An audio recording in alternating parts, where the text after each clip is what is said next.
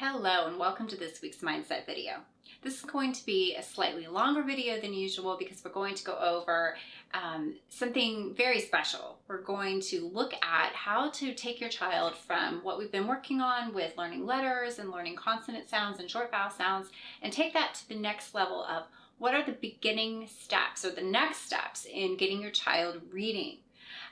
So a very exciting phase in your child's education, and I want to just start off with a couple of points. First of all, your child might not be ready to take this additional step. We want to provide this information and these resources that are going to go along with it in order to enable you to take this next step if your child is ready.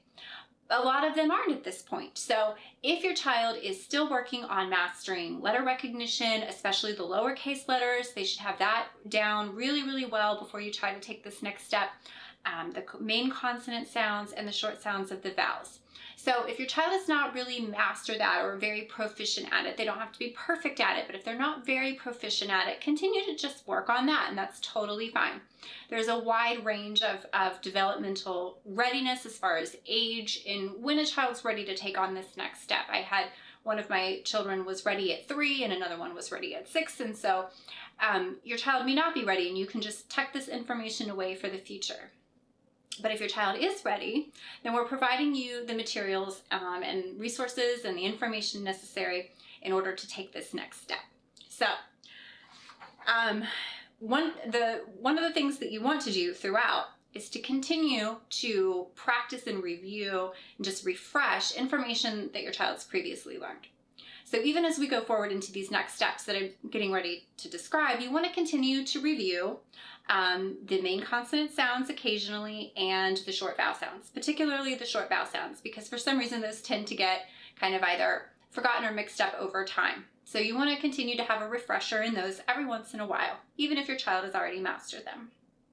Another thing that you can do, and I'll tell you the things that can be worked on in tandem. So while you're either learning those consonant and short vowel sounds or reviewing them, you can also be doing some other things verbally, just some games and exercises that you can play with your child orally to help get them ready for reading. And one of those is segmenting words. So you're going to take 3-letter CVC words, so that stands for consonant, vowel, consonant words, and teach your child how to segment or break them up into individual sounds. So not into syllables, because those words are one-syllable words anyway, but even further than that, segment them into the individual letter sounds. And you can make this into a game. You can say the words really, really slowly, say them with different funny accents, sing them, anything it takes to get your child learning how to segment and to separate those words into their individual sounds. So for instance, with the word bat, you want them to be able to separate that into the b, a, and t sounds and to separate those out. Along with that, you can also then work on helping them to identify the first and last sound of a word. And for this, you can use much longer words, but you want them to be able to tell you what the first sound is. Again, not the first syllable, but just the first sound, the first letter sound. And then a slightly more advanced step is telling you the last sound in a word. So again, you can do this in the car, in the bath, anytime. You don't have to have a book or a piece of paper in front of you. This is just verbally with your child, helping them to listen to a word and tell you what the first sound and the last sound in the word is.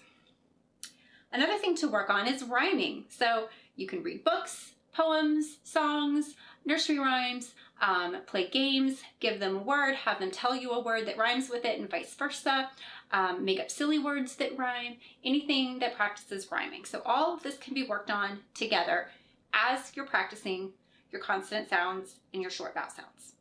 So once you have all of that sort of down and proficient, then you want to move on to the next step, which is teaching your child blends. And this is where you're going to start to incorporate the materials that we're going to provide to you. We're going to give you some flashcards, and you should really cut these out, because print them out, cut them out, because you want your child to see each either word or sound or combination of letters kind of separately and isolated so that they can focus on just that one thing and learning what sound it makes, or learning to tell you what that word is, to decode it, just individually one at a time. So instead of providing them with a big sheet of paper with a lot of stuff on it, it really does help to go ahead and take the time to cut out the flashcards and to present them to your child one at a time.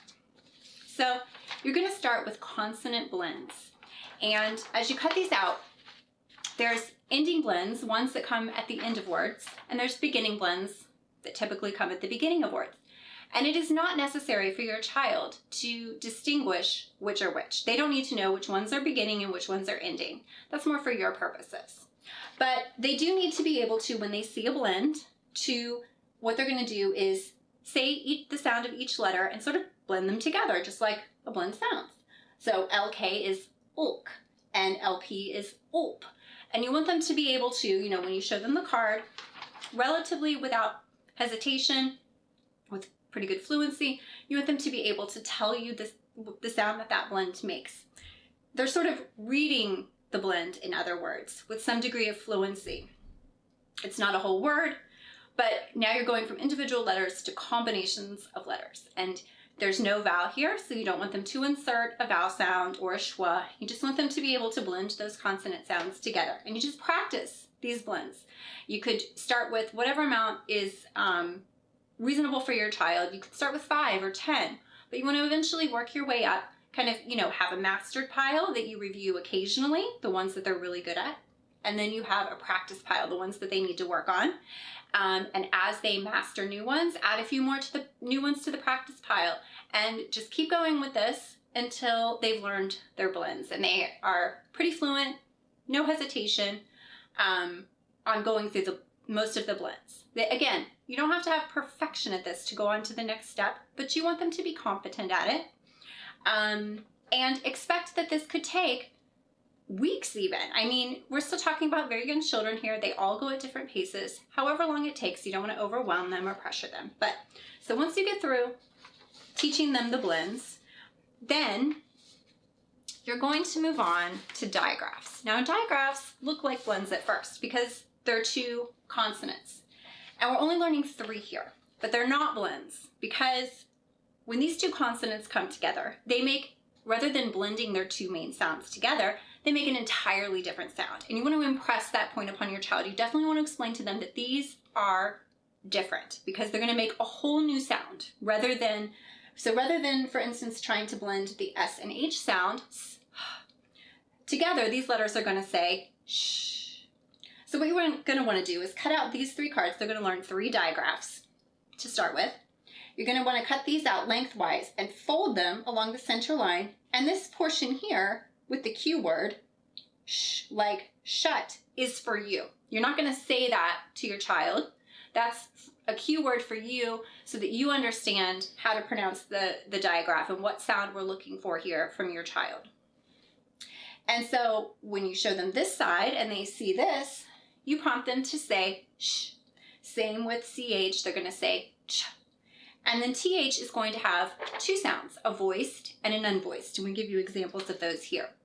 So just like your blends, you're going to practice these. You might even take a highlighter or a crayon or something and sort of mark these cards in a different color, just so that your child sees that they're different and remembers that they're going to make an entirely different sound and that they're not meant to blend these sounds together, but they're going to try to remember what the special sound of these letter combinations are.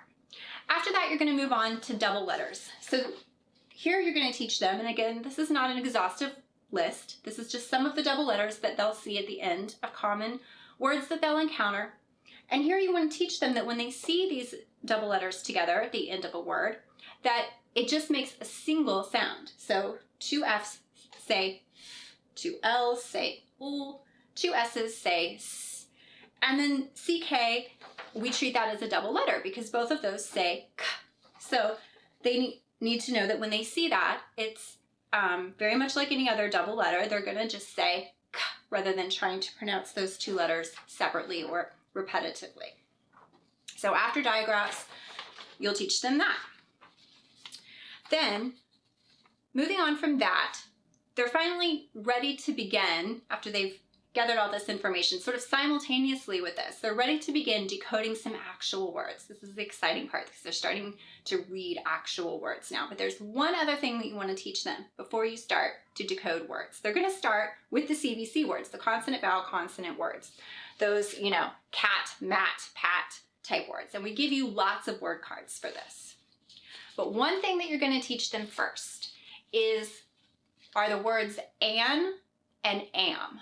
And the reason you're going to teach those is because the A actually makes a different sound than its normal A sound when it comes before those letters. Before M and before N, A doesn't say A as in apple. It sort of makes almost a short E sound. It's a different kind of sound. And when children are going through, and this is extremely common, you'll see this all of the time in YouTube videos and such, you'll have a child attempt to sound out an AN or AM word, like can or ham. And they will go through and attempt to sound out each letter. But because A is not making its normal sound there, that often presents great difficulty to them. They'll try to sound out ham and they'll look at the H and say, and they'll look at the A and say, ah, and they'll look at the M and say, mm. And as they try to blend those sounds together, it can be very difficult because the A in that word doesn't say ah.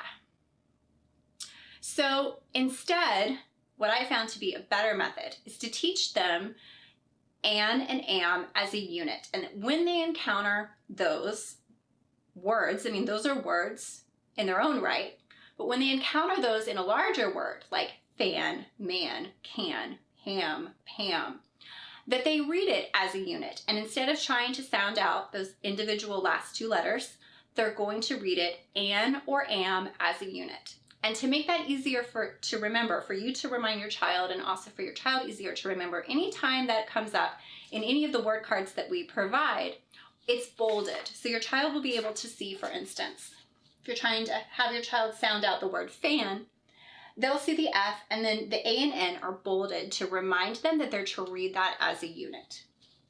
So this is where you come next to your CVC words and your child is ready to start reading them.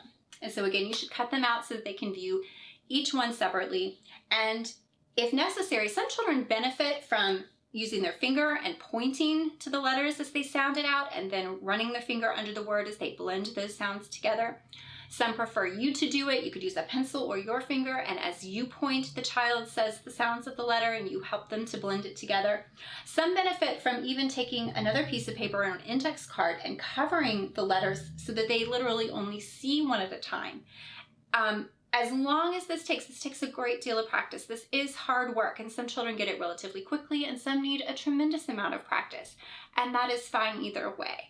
So as long as this takes, and if your child is really frustrated at it, you might want to give it a break. Just completely give it a break for a while, do some other different kinds of activities, and come back to it later. I find that, when my child has hit a level of resistance or a particularly hard place in reading, if I just take a complete break from it for a week or two and come back to it, usually they're ready to pick it up again. And it's almost like it settles into their mind during the break and they're ready to tackle it when we come back.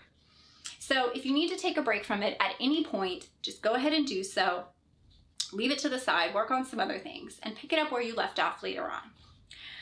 Don't forget, though, to be reviewing the things that they've previously mastered too. You don't want to overwork them or, beat these points to death, but you do want to make sure you're having a little refresher and continuing to just check to make sure that the stuff that they've mastered, that they're still proficient at, and see what they might need some additional practice with.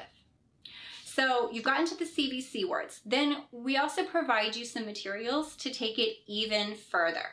So we provide you some word cards for when your child is ready to decode words with blends at the end and then with blends at the beginning. Decoding words that have the digraphs in them. And then some sentences. We provide you some phrases and sentences. So this is where it really gets fun. The goal of this is obviously so that your child can read books, and it would get really boring and really tedious if all they did was read individual words on cards all the time. So what you can do is we give you so many words that you can mix up and create sentences on your own. We provide you some example phrases and sentences for your child to read. Many of these words are pulled from the book The Cat in the Hat by Dr. Seuss. So that is a good starter book. They're not going to be able to read every word in that book. There's some words, more advanced words in there like should and mother and things like that. But it can be a book that you guys sit down and read together. So that's a great book to start with if you want to, once they've sort of gotten the hang of decoding some words, if you want to move them to an actual book, then you guys could sit and read that one together. So one thing I wanted to give you, we've already talked about what to do if they really run into a wall and they seem to be incredibly frustrated and they need a break, and how it's really a good idea to go ahead, drop it for a little while, and take a break. A couple of other points is a lot of times they'll say things like they'll want you to do it for them. They'll say that it's too hard. A good way to overcome that resistance is to definitely resist the urge to tell them, oh no, it's not. It's not hard. You'll see it's easy, or anything along those lines. You want to validate the fact that it is hard, because it definitely is. It's work. It is difficult. If they're telling you it's difficult, it's because it is. But you can empower them to overcome that by saying, yeah, it is hard, but before you know it, you're going to be able to read books. It's going to be fun. You can do hard things. Remind them of successes that they've had in the past. Think back to a time when they conquered something else that was hard. You can remind them, oh, remember that remembering all the letter sounds was hard in the beginning, but now you know them all. And remind them of the things that they've overcome in the past that were difficult, or something else entirely, a different activity entirely. But if you acknowledge that it's hard when they say that it is, and you believe in them anyway, it's going to empower them to push through and to overcome. And just take it nice and slow. Again, it could take a tremendous amount of practice and a tremendous amount of help. There's a fine line between jumping in too quickly. If your child's sitting there trying to decode a word, there's a very fine line between jumping in too quickly and giving them the answer, but also not letting them flounder too much. You definitely want to be there to support them, and helping them by doing it for them is not always a bad thing. Sometimes they need to hear how you do it many times before it really starts to click with them. So don't feel like they've got to do it all on their own. You can jump in there, you know your child best. You can jump in there and, when you see them really struggling or floundering, provide that necessary support so that they don't become so frustrated with the activity that they want to give up altogether. You're there with them as a partner, so there's going to be a certain amount of this that is work and it's difficult. And there's going to be, other times where you do need to come in and model for them how to do it and really help them out. So you'll strike that balance as you work with them more and more and find that groove with your child of what works. Just the right amount of difficulty for your child to be really learning and making gains and having successes with this without it being so difficult that they want to give up. Anyway, these are the next steps to take your child from the very beginning, from learning the letters and learning the consonant sounds and the short vowel sounds, into the next step of actually reading. Again, you might want to tuck this information away for the future if your child's not ready for it yet, but you have all the materials and the information to get you started when and if you are ready now, or when you are ready to take that next step with your child. I hope you've enjoyed this, and we'll see you next time.